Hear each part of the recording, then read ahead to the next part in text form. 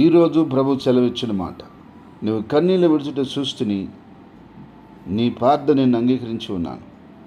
ఆ రోజు హిజ్కియా కన్నీళ్ళు విడచటం దేవుడు చూసి ఆయన ప్రార్థన అంగీకరించి మరణకరమైన రోగం నుంచి దేవుడు అతను స్వస్థపరిచి ఆశీర్వదించాడు.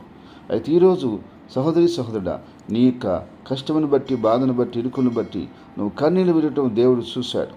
ఏ యొక్క వ్యాధిని బట్టి నువ్వు కన్నీళ్ళు విడిచావో ఆ వ్యాధి నుంచి దేవుడు నిన్ను స్వస్థపరుస్తున్నాడు. ఎందుకనగా ఏ యొక్క ఆర్థిక సమస్యలను బట్టి నువ్వు కన్నీళ్ళు విడుస్తున్నావో ఆర్థిక సమస్య నుండి దేవుడు నిన్ను విడిపిస్తున్నాడు. ఏ నిందల అవమానాలను బట్టి నువ్వు కన్నీళ్ళు విడిచావో నిందల అవమానాలను ప్రభు తొలగిస్తూ ఉన్నాడు.